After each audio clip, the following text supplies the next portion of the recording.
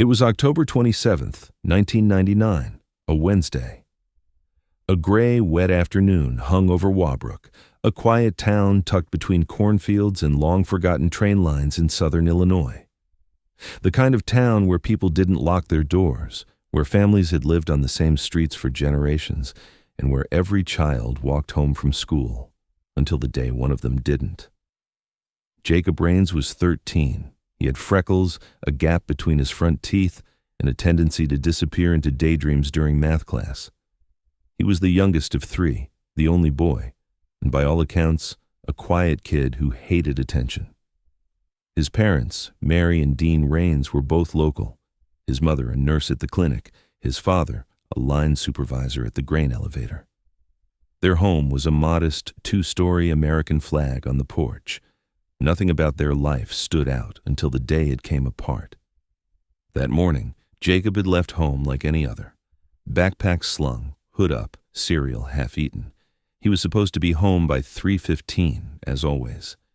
His mother had dinner prepped and his favorite after-school show cued on the VCR.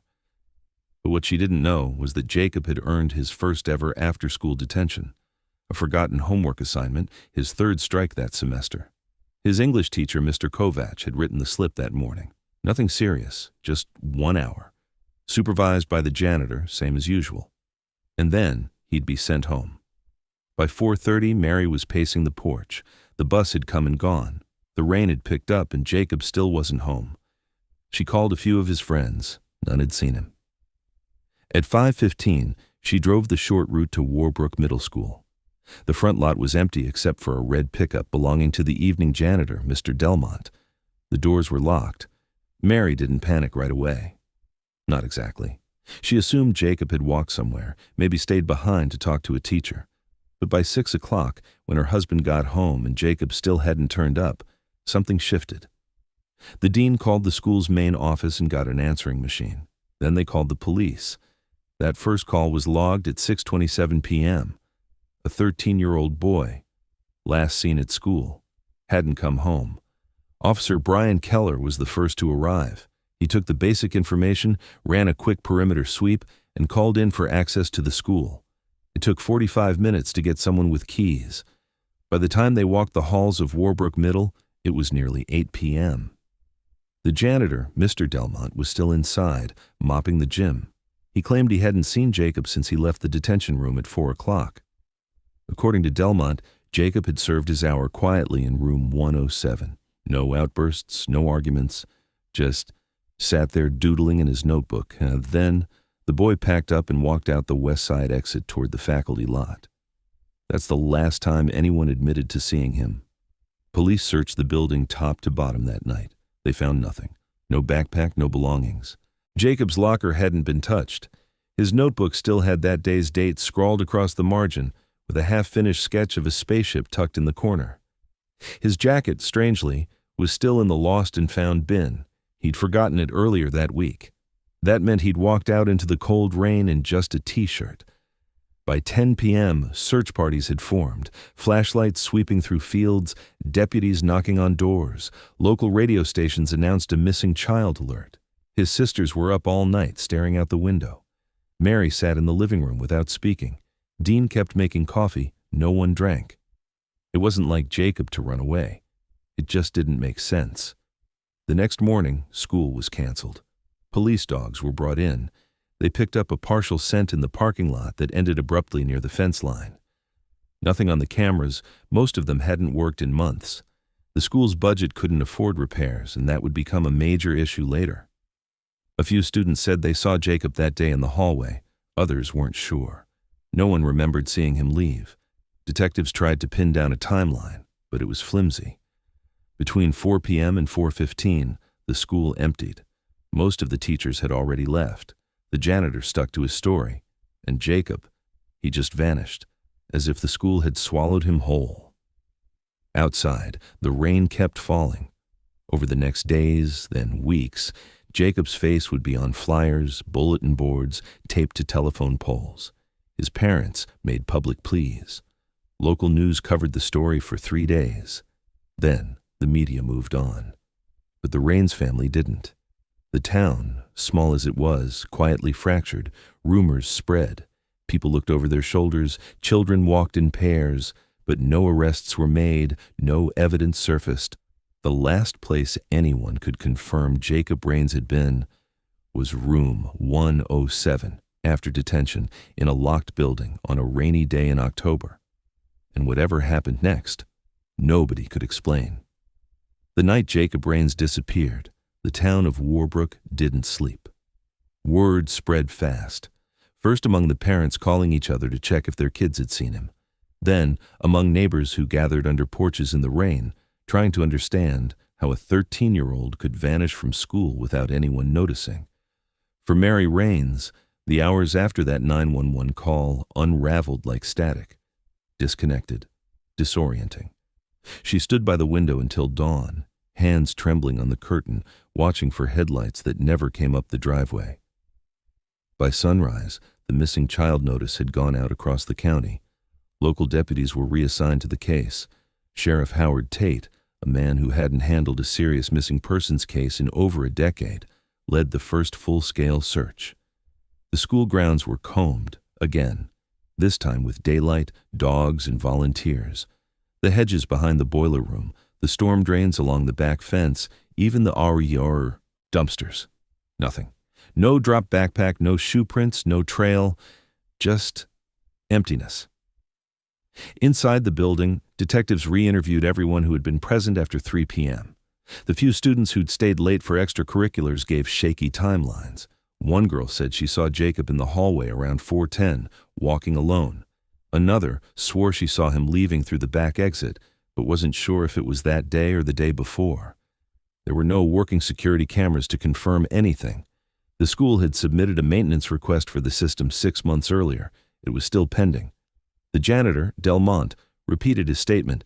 Jacob served his detention. He left. That was it. Police noted he was calm, almost too calm, but there was no physical evidence tying him to anything suspicious. No signs of struggle in the classroom, no fingerprints out of place, just Jacob's notebook and empty desk. Delmont clocked out at 8:14 p.m., same as he always did. That morning, Mary sat in the sheriff's office with a paper cup of untouched coffee, trying to answer questions she didn't know how to process. What was Jacob wearing? Did he have any enemies? Was he having problems at home? Has he ever run away before? The questions came quickly, coldly, without pause. She answered each one, voice cracking, eyes red. No, never. He wasn't that kind of kid. Dean Rains kept pacing the hallway outside, silent, locked in a kind of rage he couldn't direct at anything. The school had no answers. The police had no leads. And the day after Jacob vanished, Warbrook changed. By Friday afternoon, the FBI was contacted. It was still considered a local matter, but the possibility of abduction couldn't be ignored. Flyers were printed with Jacob's photo, dozens at first, then hundreds. His gap-toothed smile stared from storefront windows, telephone poles, and diner walls. "Have you seen Jacob Rains?" became a permanent fixture in town. Police organized a grid search of the surrounding area, fields, wooded trails, the shallow creek half a mile behind the school. Hundreds of volunteers joined in, off-duty teachers, parents, even students. They walked shoulder to shoulder in the rain, calling his name. A footprint was found at the edge of a soybean field, but turned out to be from one of the volunteers. A red hoodie was pulled from a drainage pipe. It wasn't Jacob's. Everything felt like a clue, and none of it was. That weekend, the Rains home became a command post of grief. Friends dropped off casseroles no one ate. Reporters camped outside, asking questions Mary didn't want to answer. Jacob's sisters stayed upstairs, huddled on his bed. His room smelled like laundry detergent and pencil shavings, exactly as he'd left it. His Walkman sat on the nightstand with half a mixtape cued. Dean couldn't bring himself to go in. As the investigation widened, cracks began to show. There had been a delay in locking down the school building that first night, something the department would later admit. A side entrance near the gym had remained unmonitored for nearly an hour before the school was secured. A janitor's closet had gone unchecked. These oversights, while seemingly minor, would later fuel theories that someone used that window of time to move, hide, or take Jacob out without anyone seeing. The media attention grew. Chicago news crews arrived. The story aired on a regional broadcast. Missing boy, small town, no trace. It was the kind of story that gripped people for a few days, then slipped away, unless you lived there, unless it was your son. In interviews, Jacob's teachers described him as soft-spoken, imaginative, always polite. One called him a kid who never made waves. Another admitted she barely remembered having him in class. That line haunted Mary, as if her son had already become a ghost in people's memory. She began sleeping on the couch, near the front door, convinced he'd come home any day. Every time the phone rang, her breath caught in her throat. Every time the doorbell chimed, she hoped it would be him. But the days kept passing. Monday became Thursday. The search radius expanded to neighboring towns. Tips came in from people claiming to have seen a boy matching Jacob's description on a bus near a rest stop, walking along the interstate. None were credible. Each one raised hope, then shattered it. By the second week, the official search scaled down. The media moved on. Police presence thinned. But Mary didn't stop. She made copies of the flyers herself. She walked neighborhoods with Jacob's photo in hand. She called the sheriff's office daily. She began keeping a journal of every call, every tip, every name mentioned. And all the while, the school remained open. The kids returned to class. Room 107 was cleaned, desks rearranged. But for those who stayed behind, a question lingered in every hallway, in every locker slam, and echoed footsteps. How does a boy walk into a school and never walk back out? By the third day, the investigation narrowed its focus to the only confirmed detail they had. Jacob Rains had been in detention. That fact, unremarkable on the surface, was now the center of the entire timeline. The school handed over a paper roster, 2 names listed for that afternoon: Jacob Rains and another student, Ethan Miller, age 12. Ethan had left at 3:40 p.m., according to his mother, who picked him up at the side lot near the cafeteria. That left Jacob alone in room 107 with the supervising staff member, Harold Delmont. Delmont had been employed at Warbrook Middle for nearly 20 years. Known around the halls as Mr. D, he was responsible for custodial duties, afternoon supervision, and building lockup on most weekdays. His personnel file showed no criminal record, no disciplinary write-ups, and glowing notes about reliability. He'd never missed a shift. But he also kept to himself. No spouse, no kids. Lived alone in Ibo, a trailer just outside town. And according to a few retired staff members, he had a reputation, not for anything specific, but for being strange, too quiet, too rigid.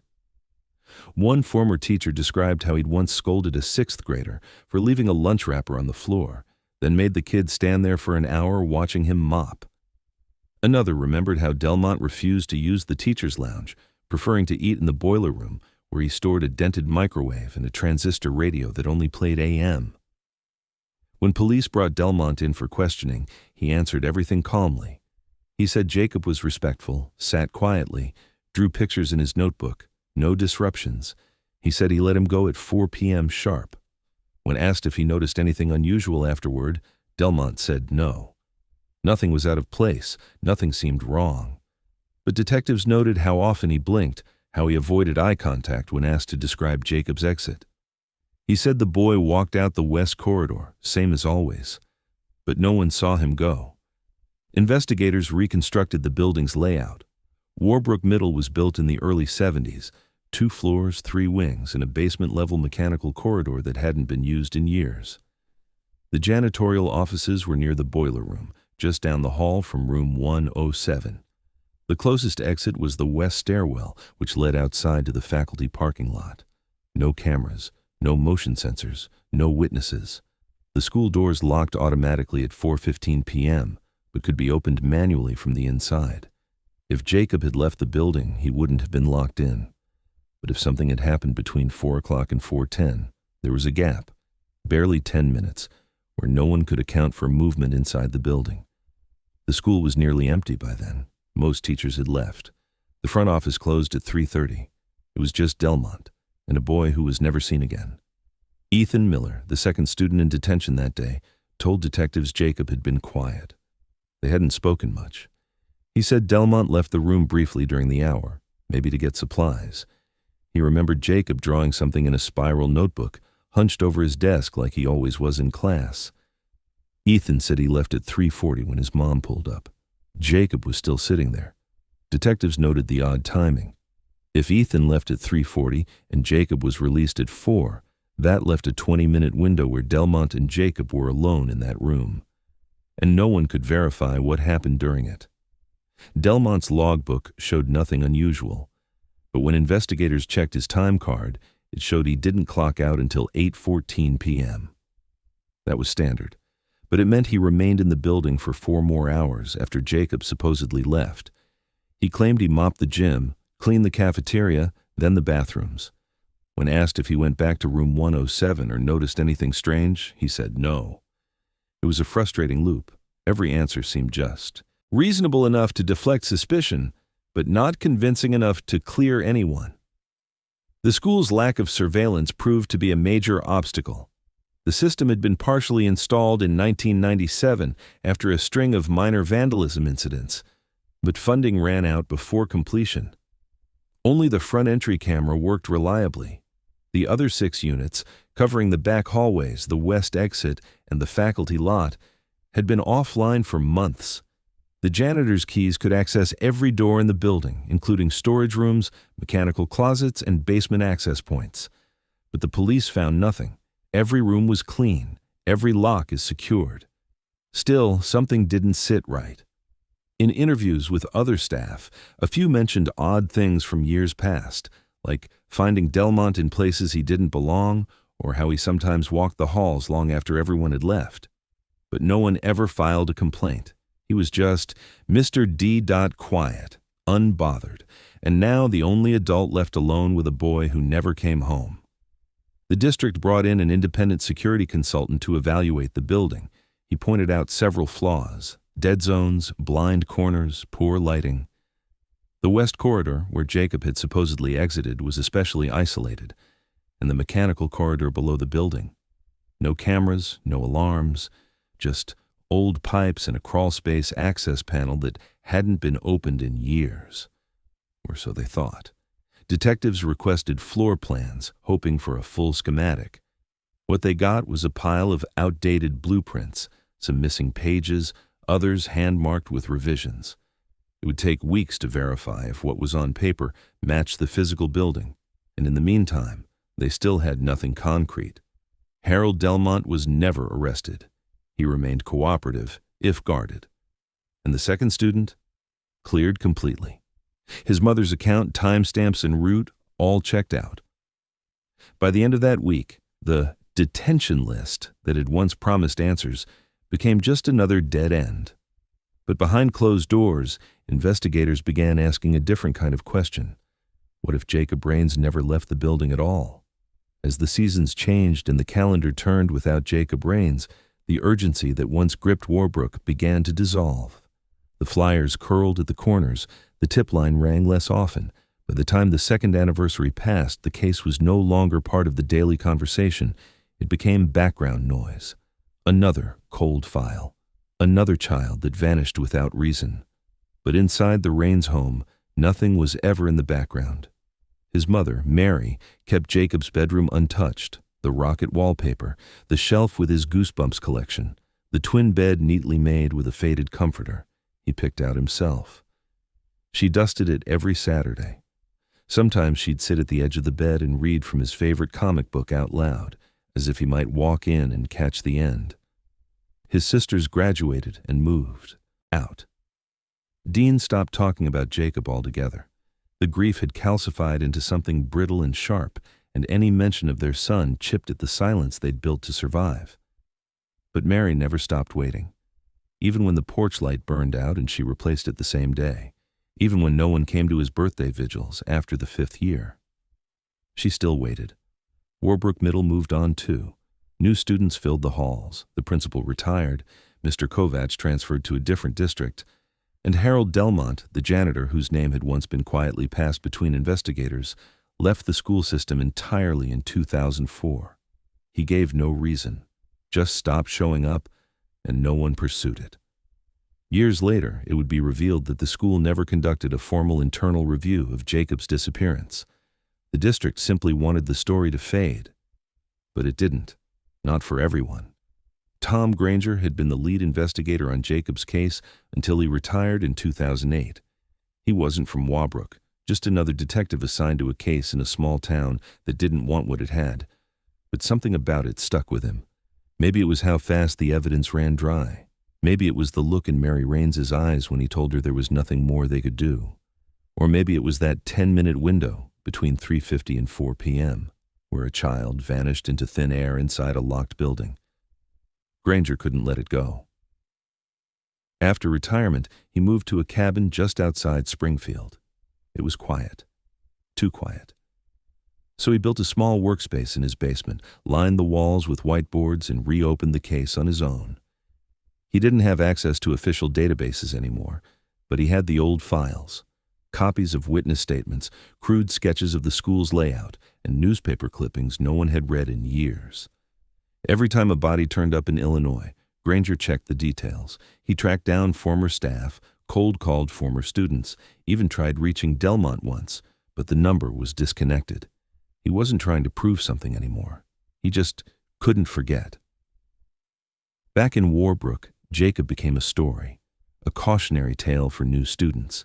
Kids whispered that he died in the school, that his body was sealed in a wall, that sometimes you could hear footsteps in the basement after dark. Teachers dismissed the rumors, but they lingered. The phrase "boy in the walls" began circulating like folklore, a myth born out of a mystery no one wanted to confront.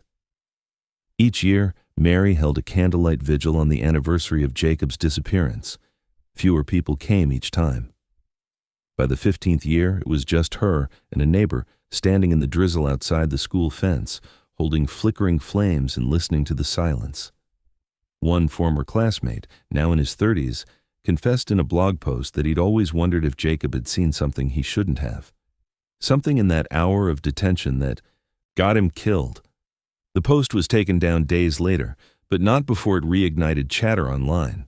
Reddit threads, amateur sleuth podcasts. Jacob's case resurfaced, not because of new evidence, but because no one could explain it. In the digital void, theories multiplied. Some believed he'd run away, though he took nothing with him. No money, no bag, no plan. Others suggested abduction, but no witnesses, no vehicle, and no forensic trace supported it. And then there were those who circled back to the original building, insisting the answer had always been there, hidden behind brick and pipe, sealed under layers of drywall and time. Granger agreed. In his basement beneath fluorescent lights, he started remapping the school from memory. Each hallway, exit, stairwell. He highlighted the blind spots, the janitor's closets, the old storage under the west stairwell, the crawlspace access in the mechanical corridor that, according to blueprints, hadn't been opened since 1986. But no one had checked it. Not officially, not in detail. Granger had mentioned it in a report once. The lead detective at the time noted it wasn't a priority. He circled that sentence in red ink again and again. By now, Granger was 71. His health wasn't what it used to be. But he believed, more than ever, that Jacob never left the school building. Not alive. And that whatever had happened, whoever had been responsible, it was buried somewhere in that structure, literally or otherwise. He sent letters to the district. They were ignored. He tried to contact the new principal. No response. But then, in early 2022, a rumor reached him from a retired teacher. The school was planning partial renovations, structural changes, a new wing, old walls coming down. For Granger, it was the first real hope in years. If the building was finally opening up, maybe, just maybe, what was buried would come to light. And for the first time in a long time, something shifted in the silence. In early spring of 2022, nearly 23 years after Jacob Raines vanished, Warbrook Middle School was approved for long overdue renovations. The West Wing, where room 107 once sat, had fallen into disrepair. cracks in the concrete, water damage behind the walls, and decades of patchwork maintenance had made it both outdated and unsafe. The district approved a partial demolition to prepare for a modern extension. It was supposed to be routine, a new science lab, improved HAVC, nothing more. No one imagined that hidden inside the bones of that old structure was a secret that had waited silently for decades. The construction crew came in mid-April. By the second week, they'd already gutted most of the second floor. On the third Tuesday, the team moved into the west corridor. That's when a site supervisor named Keith Lawson noticed something strange.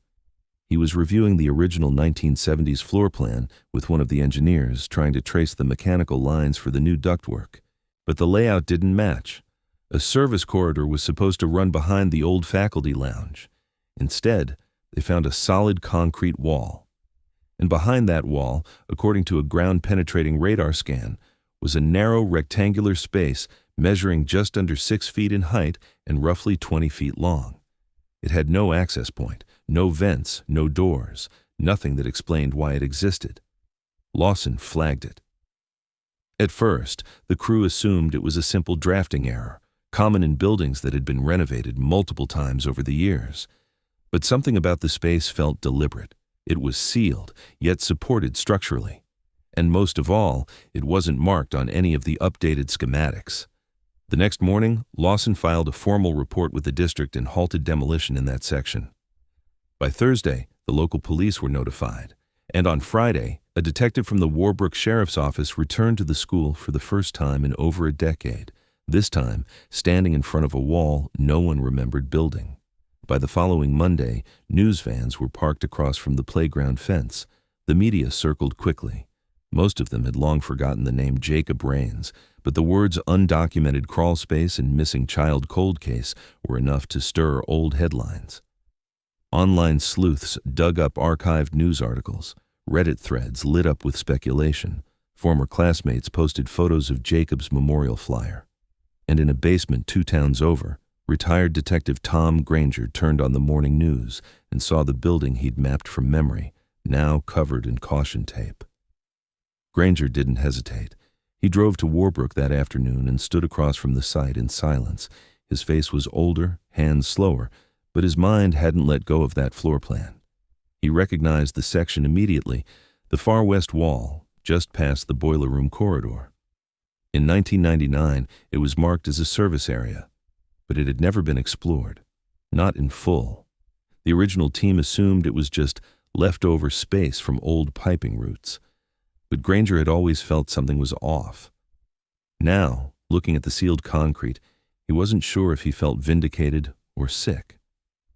The police asked for demolition to pause entirely until a forensic architecture team could be brought in. The space, whatever it was, couldn't be entered without risk of damaging potential evidence.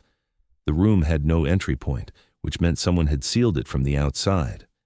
That alone shifted the tone from curiosity to suspicion. Inside the school, detectives worked with engineers to identify whether the space had ever been officially logged. They found nothing. Building permits, inspection notes, and contractor logs showed no construction activity in that portion of the school since 1992. Even the custodial records didn't mention a crawlspace or structural addition. It was a void, literally and bureaucratically.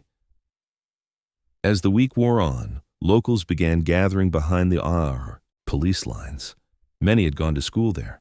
Some had even been in room 107 the year Jacob disappeared. They whispered to each other about the rumors, about the basement, about Delmont, about the boy in the walls. Most had dismissed it back then. But now, confronted with concrete proof that something had been hidden, those old stories didn't seem so far-fetched. Detectives reopened Jacob's file officially. A new task force was assigned. Granger wasn't on it, but he was consulted, quietly, off the record. The sheriff, a younger man named Rivas, had grown up in Warbrook. He remembered the missing posters. He didn't want to admit it, but part of him had always believed the answer was still inside that building.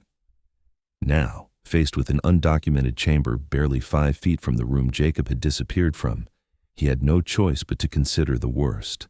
Specialized equipment was ordered, thermal scanners, micro cameras, environmental sensors. Before breaking into the space, they needed to understand what was inside: air quality, pressure, biological presence. It was treated like an archaeological dig. By the end of the month, a perimeter was set. The space was prepped for breach, and just before the wall was to be penetrated, one of the investigators held up a photo, an old black and white shot from the school yearbook, room 107 in the background. A sliver of what looked like an old access panel in the corner of the frame. It had long since been drywalled over. The access had existed. Someone had covered it up. And for the first time in 23 years, everyone involved began to ask the same question. What exactly had they sealed inside? On the morning of May 2nd, 2022, at precisely 9:43 a.m., the forensic team authorized a controlled breach of the sealed wall behind the boiler room. Using precision tools, they cut through the decades-old concrete, working slowly to avoid disturbing whatever was inside. The moment the barrier gave way, a rush of stale, pressurized air seeped out, thick with dust and rot. What they found beyond it would stop the investigation cold and confirm the nightmare that had haunted Warbrook for 23 years. The crawlspace was narrow, barely tall enough to stand in.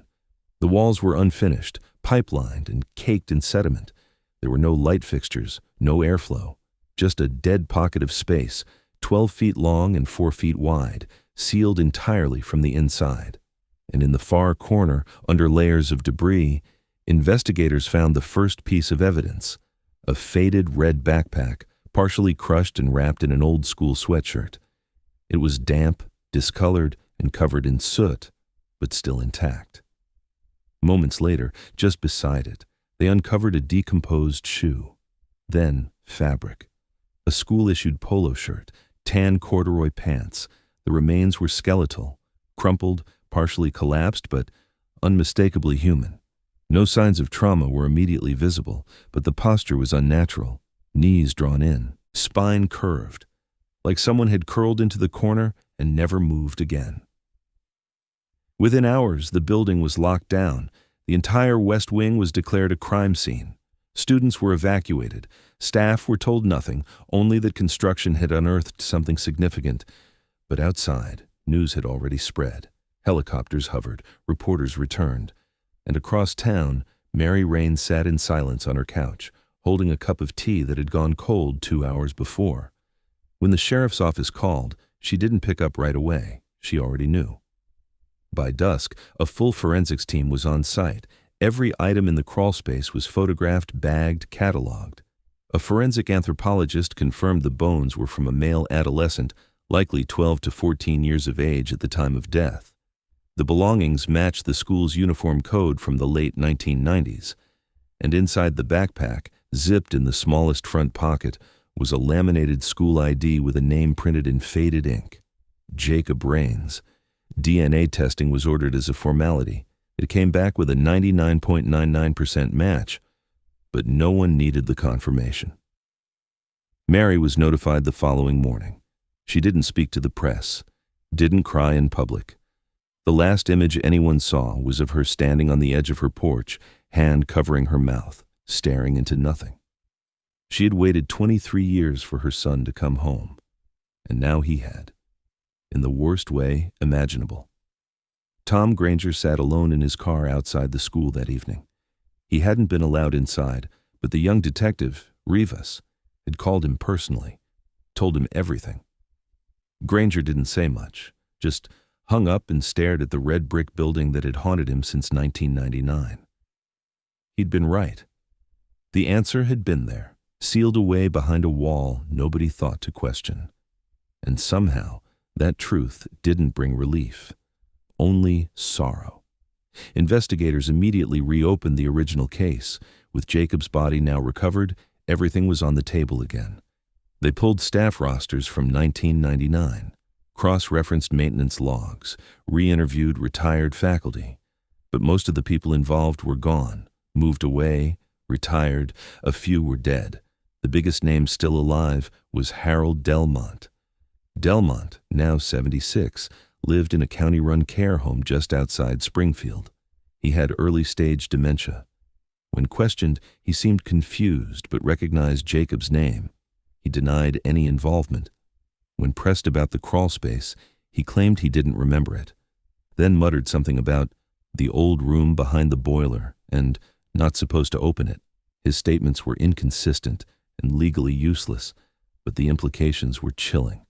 Delmont had access. He held keys. He was the last person to see Jacob alive. The crawlspace itself told a partial story. There were no signs of forced entry, no ligature marks, no defensive wounds on the bones, no visible evidence of blunt force trauma. Toxicology was impossible due to the state of decomposition. But forensic examiners noted one disturbing detail. The crawlspace had been sealed completely from the outside, no way to open it from within.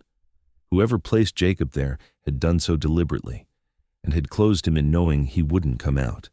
The investigators couldn't determine if Jacob was already dead when placed there, or if he'd been left alive. That uncertainty tore at Mary. She asked once, and only once, if it was possible her son had died slowly, in the dark, calling out for help. The detective didn't answer. The town of Warbrook held a memorial that weekend. Hundreds attended. Former classmates, now adults with children of their own, stood shoulder to shoulder in the school gym, listening to a pastor speak about closure. But for many, it didn't feel like closure. It felt like the reopening of an old wound that had never truly healed. Jacob wasn't just a missing child anymore. He was proof that someone had known the truth and buried it, literally. A forensic review of the construction records turned up nothing. No documentation of the wall being built, no work orders, no permits, which meant someone had done it off the books, possibly in the weeks or months after Jacob's disappearance, while the school remained operational. The question that now sat at the center of the investigation wasn't just how Jacob died. It was who made sure he'd never be found. In the weeks following the crawlspace discovery, the investigation into Jacob Raines's death shifted sharply from tragedy to suspicion. The evidence, while sparse, left little doubt. Jacob had not died by accident. Someone had put him there, someone with access, knowledge of the school's blind spots, and the means to seal a child inside a forgotten space just feet away from where teachers taught and janitors mopped. That someone likely walked those same halls for years afterward, undetected. The crawlspace's only point of entry had been through a mechanical corridor, locked and controlled exclusively by custodial staff. According to building records, only 2 full-time staff had keys to that area in 1999. One was a senior engineer who had since passed away. The other was Harold Delmont. Now 76, Delmont resided in a state-run nursing home just outside Decatur. He'd been diagnosed with early-stage dementia, but his name was still the one that came up in every closed-door meeting, every sidebar with legal counsel, every memo from the task force assigned to the reopened case. Delmont had never been charged, never officially named a suspect. But in the eyes of many, including retired Detective Tom Granger, he'd always been the question mark. Detectives Rivas and Holden visited the care facility under a pretense of a welfare check, but it was anything but casual. Delmont sat in a recliner beside a window, staring out at a cracked parking lot dotted with dead leaves. He recognized his name. He recognized the town. But when asked about the school, his responses splintered. He rambled, repeated fragments, said he used to clean room 107 after hours, mentioned the boiler room, then, unprompted, whispered the word punishment. The detectives leaned in, asking what he meant. Delmont blinked hard, mumbled something about a key. The bad key, he called it, the one they told me to forget. The audio from the interview was scratchy. Most of it is incoherent. But the tone, the tremble in his voice, left an impression. Rivas ordered a polygraph, more for protocol than proof. Delmont failed, but the results were inadmissible, and the dementia diagnosis made prosecution nearly impossible. Still, it gave the department enough cause to dig deeper. They pulled Delmont's personnel records from the district archive. Inside were time cards, supervisor notes, annual evaluations. One memo stood out. Dated November 1999, less than 3 weeks after Jacob disappeared. It referenced a custodial access key reported missing, then marked as accounted for the following day. No details, no explanation, just a single line and an initial beside it. The handwriting matched the former assistant principal, Lawrence Pine. Pine died in 2015. His obituary described him as a decorated educator, survived by his wife and 2 sons. But now his name resurfaced in a case where the most damning evidence was silence. Detectives began re-examining old interviews from 1999. Some were brief, standard reports from teachers who remembered little beyond vague times and movements, but others, viewed through a modern lens, carried an unsettling weight. One of the guidance counselors at the time had noted that Delmont was too strict with students, often enforcing his own version of discipline after hours. Another claimed to have once seen him escort a student toward the boiler room for cleaning duty. That counselor had left the school the following year and never followed up.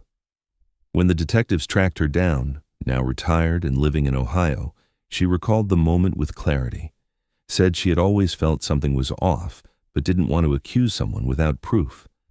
In the culture of that time, a janitor with a stern demeanor wasn't considered dangerous. He was just old school. The more they pulled on old threads, the more inconsistencies surfaced. A gym teacher had logged a report in late October 1999 about strange odors in the West Corridor. It was dismissed as mildew from the lockers. A substitute teacher, just 1 day after Jacob vanished, noticed a hallway near the boiler room had been blocked off with a temporary sign, "Maintenance, do not enter." That sign was never filed in the custodial logs. And then there were the whispers. Interviews never transcribed, tips that went uninvestigated, a rumor about a makeshift punishment room, a hallway light that had gone out the day Jacob went missing and hadn't been replaced for a month. All seemingly small details. But now, each one fit into a larger picture of a building that had hidden something in plain sight, not just a body, but a pattern.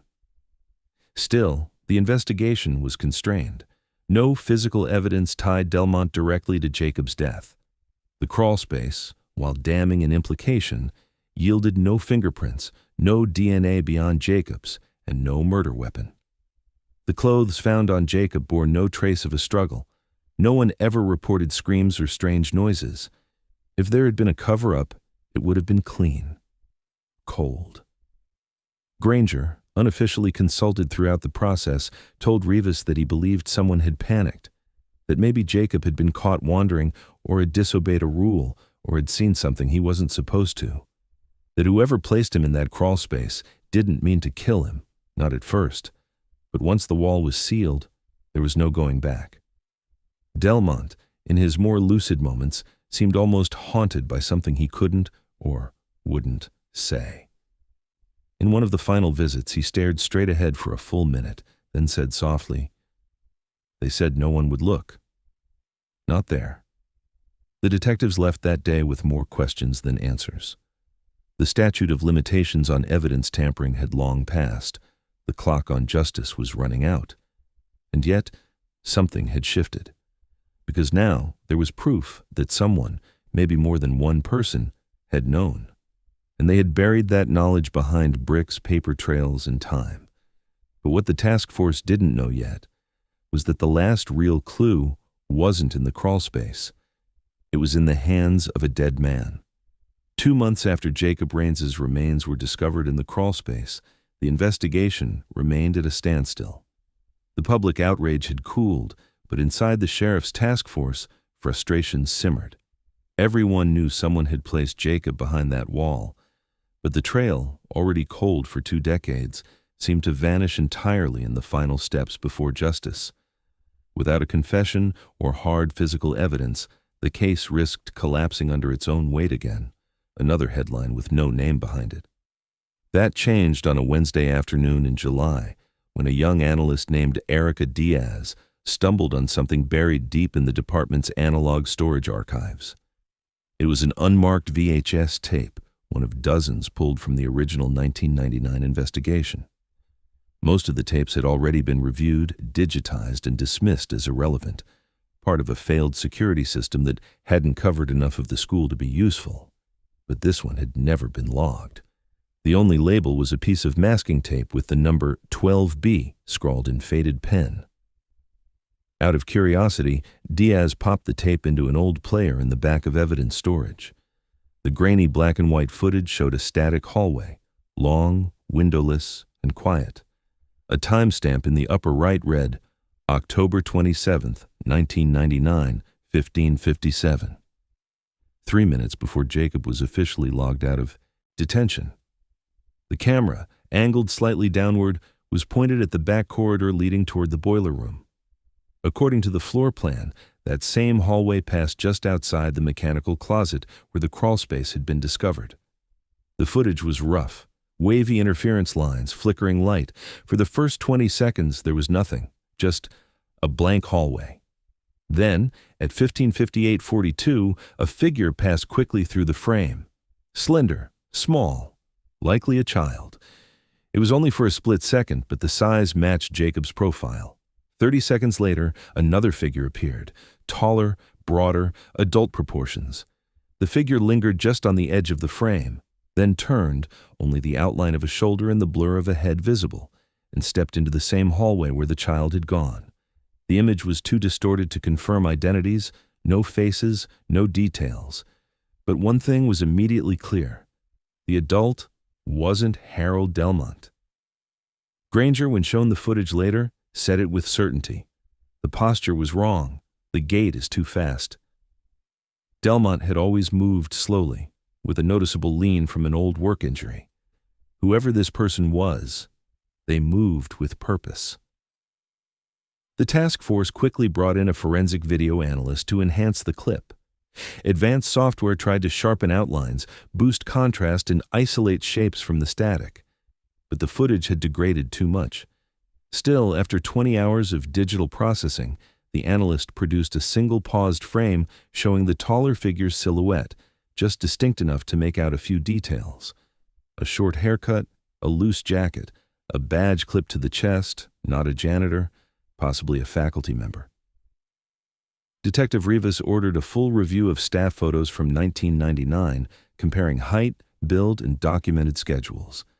At least 4 male employees fit the general profile. 1 had since passed away.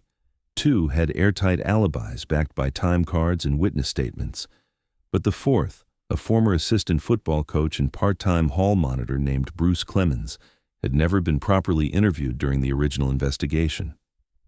His name appeared in one report, logged as not present that day, based on a schedule submitted by the athletic department. But no one had confirmed it, and by 2001, he had left the district altogether. Clemens now lived in Nevada, working private security at a warehouse outside Carson City. When contacted by detectives, he denied any involvement, claimed he hadn't been at school the day Jacob vanished. But he hesitated when asked about the West Corridor, claimed he didn't remember the layout, then later described it in detail. Said he didn't know Delmont well, then mentioned a disagreement they'd had about storage access. His story shifted in small, unsettling ways. Digging deeper, the task force found that Clemens had access to master keys in 1999. As a part-time hall monitor, he was issued duplicates during off hours. Supervision. Logs from the equipment room showed he had checked out a set the week Jacob disappeared and returned them the day after. There was no record of what he did during those hours. When confronted with the enhanced footage, Clemens dismissed it, said it could have been anyone. The image was blurry, it proved nothing, and he wasn't wrong. The evidence was circumstantial. The video is inconclusive. But behind closed doors, the tone shifted again. Maybe Delmont hadn't acted alone. Maybe he hadn't acted at all. Maybe the story the town had told itself for 2 decades of a strange, quiet janitor who let something terrible happen wasn't the whole truth. Detectives began to question whether Delmont's strange mutterings about the bad key and punishment weren't guilt, but fear.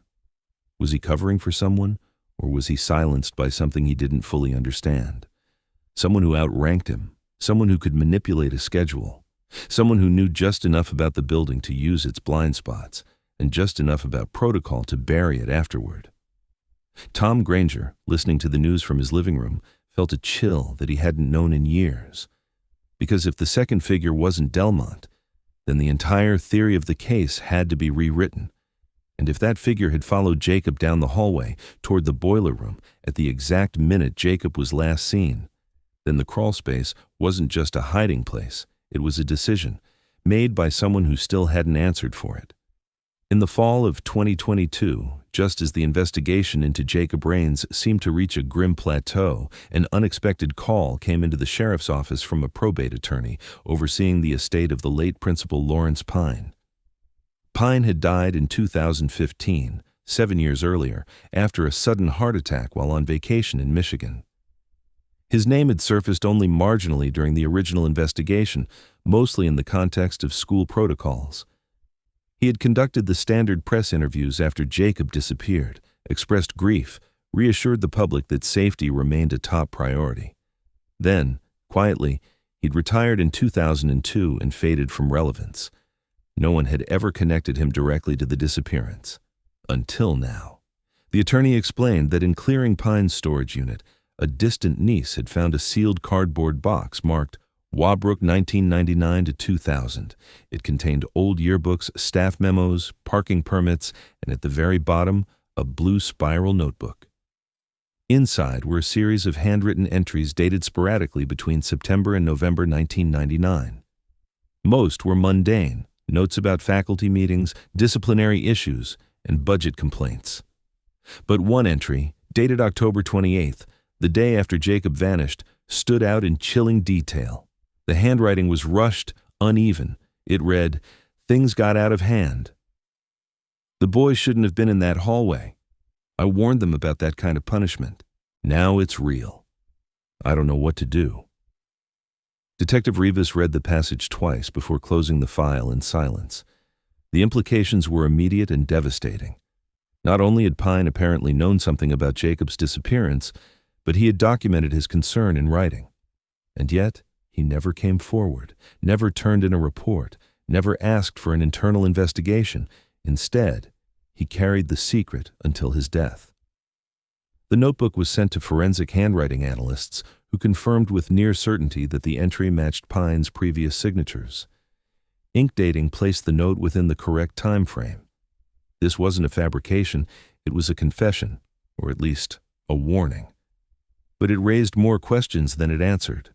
Who was them? What kind of punishment had gone too far? And how much did Pine really know about what happened in that sealed corridor behind the boiler room? The detective searched for additional writings, emails, letters, anything to expand on the cryptic journal, but nothing else of substance was recovered. Pine had lived alone. His wife had passed years before. His niece, who barely knew him, had no insight. She remembered him as quiet, withdrawn, someone who didn't talk about Warbrook much.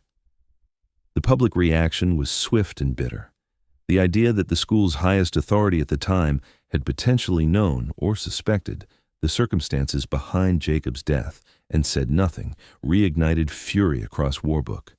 Parents who had trusted Pine felt betrayed.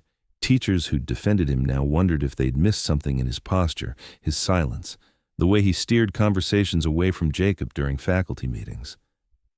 Mary Rains received a personal briefing from the sheriff's office. She didn't react.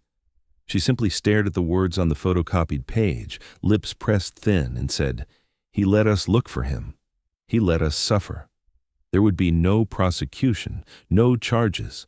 The person who had possibly held the key to everything had died nearly a decade before. And with his death, any legal accountability was buried alongside him. But the implications couldn't be ignored. If Pine had known about the incident or the person responsible, why hadn't he intervened? Had he been complicit in a cover-up? Or had someone silenced him? And perhaps worst of all, how many other people had quietly looked the other way? Granger, when shown the notebook entry, sat still for a long time. Then he shook his head and said, "That's why the school stopped cooperating. That's why maintenance logs disappeared. He was protecting something, or someone." He paused, or he was too scared to stop it. Detectives re-reviewed every decision made in the days after Jacob vanished. Security gaps, delayed lockdown, mismatched floor plans, the early dismissal of Delmont as a suspect. Each of these could have been errors, or calculated choices made under pressure.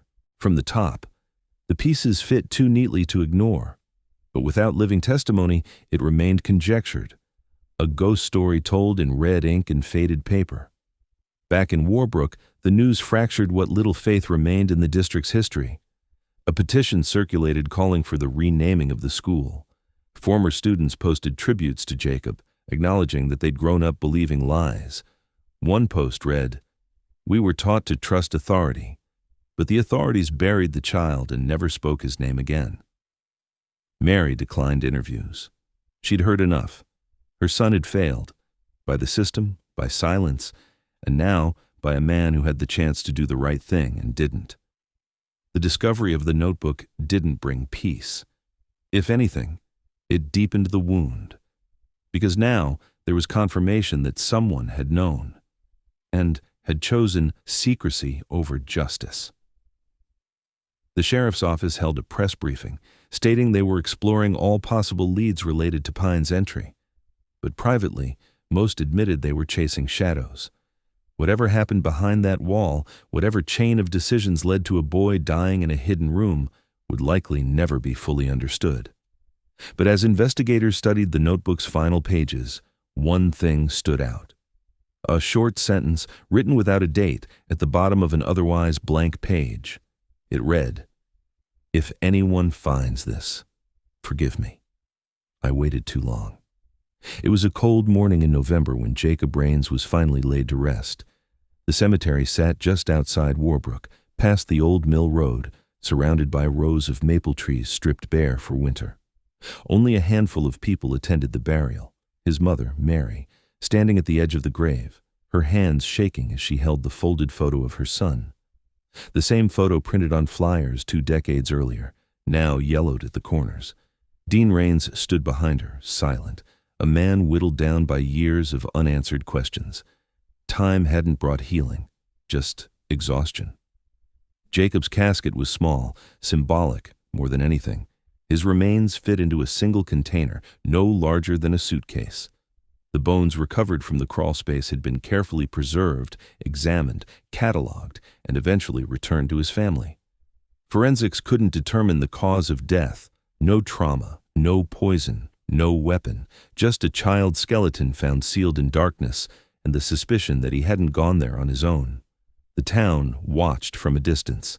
The story had left an imprint, first as a tragedy, then as a mystery, and finally as a quiet shame. Warbrook Middle School was rebuilt that same year. The west corridor where the crawlspace had been discovered was demolished entirely, replaced by a new wing with glass doors and modern security systems. The district hosted a ribbon-cutting ceremony that no one truly celebrated. Behind closed doors, there were whispers about lawsuits, about settlements, about the school board's decision not to publicly apologize. The crawlspace was permanently sealed, its walls reinforced and buried beneath a new foundation. No plaque, no marker, just cement. As if erasing it could erase what had happened there. But the questions didn't disappear. No arrests were ever made. The task force disbanded quietly in early 2023, citing insufficient evidence for criminal charges. Delmont died in his sleep shortly after, still under unofficial suspicion, but never proven guilty. Clemens, the former coach caught in the grainy footage, refused further interviews. He moved again, changed numbers, filed a defamation claim that never gained traction. The notebook found in Principal Pine's estate was archived and sealed under court order. Its final entry, the one pleading for forgiveness, was kept from the public. In the absence of justice, theories took root. Some believed Delmont had acted alone, an impulsive punishment gone wrong, hidden in panic, protected by a cowardly administration. Others believed he had taken the fall for someone else, that Pine's notebook hinted at a secret he'd never had the courage to expose. A few pointed fingers at Clemens, citing his proximity, his missing time, the unexplainable footage. But without forensic evidence, the case would never make it past a courtroom threshold. Mary Rains never stopped attending city council meetings. She became a quiet figure of persistence, never shouting, never accusing, just present. Her questions were always the same. Who let this happen? Why didn't anyone stop it? No one had answers that satisfied me. Eventually, the town stopped trying to give them. What lingered wasn't just the injustice, but the knowledge that the truth had been within reach, and still slipped through. Detective Rivas returned to the boiler room one final time before the building was torn down. He stood in the narrow space outside where the crawlspace had once existed. He ran his hand along the concrete. Behind him, the noise of construction echoed through the empty school. When he left, he kept the original floor plans in his desk drawer, a quiet reminder of how easily a life could be hidden behind a single unmarked wall. Tom Granger never saw the case close. He passed away quietly in February 2023, just months after the notebook was found. He died alone in his home, surrounded by maps, notes, and photographs of a boy he never met but refused to forget. On his desk, investigators found a folder labeled Rain's Final Theory. Inside were 6 pages of typed thoughts, a list of suspects, and a hand-drawn diagram of the school's west corridor. At the bottom of the last page was a note. The answer was always in the building. We just stopped looking too soon. In the years that followed, Jacob's story faded from national attention, but remained alive in fragments. Online forums continued to debate it. Podcasts revisited the case every anniversary.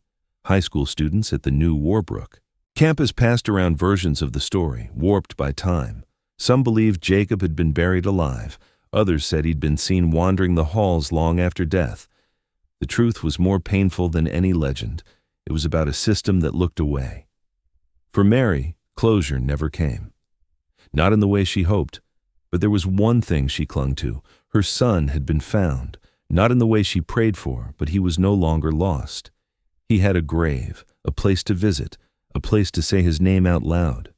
And in that small act, she reclaimed something the school, the district, and the town had stolen from her.